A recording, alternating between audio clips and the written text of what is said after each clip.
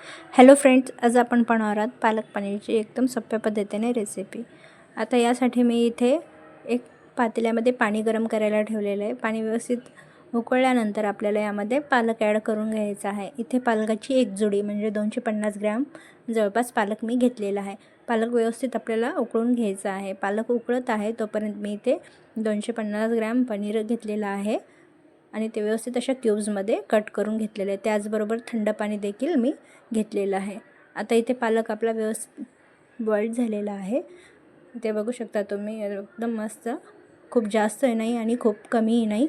आता हा पालक आपल्याला काढून व्यवस्थित थंड पाण्यामध्ये टाकायचा आहे, जेणेकरून त्याचा रंग खूप छान राहील।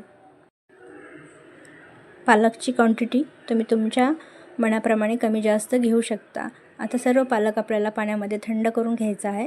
आता व्यवस्थित थंड झाल्यानंतर आपल्याला हा व्यवस्थित मिक्सरला छान प्युरी करून घ्यायचा आहे।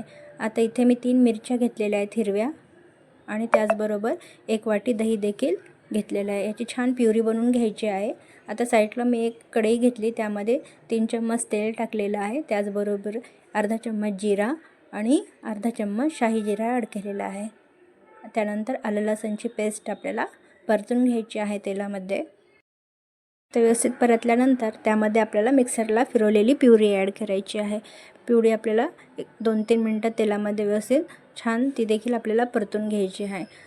आता त्यानंतर आपल्याला यामध्ये अर्धा चम्मच हळद, अर्धा चम्मच मीठ चवीनुसार ॲड करायचं आहे आणि त्याचबरोबर इथे मी अर्धा चम्मच धने पावडर ॲड केली आहे। आता हे व्यवस्थित आपल्याला मिक्स करून घ्यायचं आहे आणि 2-3 मिनटं व्यवस्थित आपल्याला पालकची प्युरी शिजवून घ्यायची आहे तेलामध्ये। आता इथे साईडला मी एक पॅन घेतलेला आहे, त्यामध्ये मी तेल ॲड केलेलं आहे 2 चम्मच। आता त्यामध्ये आपण पनीरचे तुकडे टाकून घेऊयात आणि मस्त 2-3 मिनिट तेलामध्ये फ्राय करून घेऊयात, जेणेकरून पनीरला खूप छान चव येते आणि भाजीचीही टेस्ट दुप्पट होते। आता त्यामध्ये मी थोडेसे काजू ॲड केलेले आहेत, तेही आपल्याला 2-3 मिनिट तेलामध्ये परतून घ्यायचे आहे। त्याचबरोबर थोडीशी हळद आणि थोडंसं लाल तिखट आणि पनीरचा रंग खूप छान होईल अशा पद्धतीने आपल्याला हे परतून घ्यायचं आहे।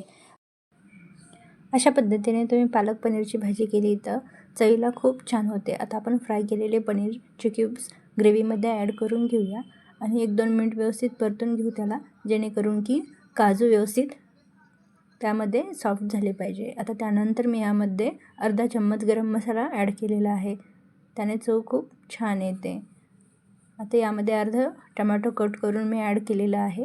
जर तुम्हाला आवडत असेल तर तुम्ही 1-2 यामध्ये कलर दिसण्यासाठी ॲड केलेला आहे मी इथे। आपली पालक पनीरची भाजी बनवून तयार आहे। एकदम कमी साहित्यात कमी वेळेत बनवून तयार झालेली आहे। एन्जॉय।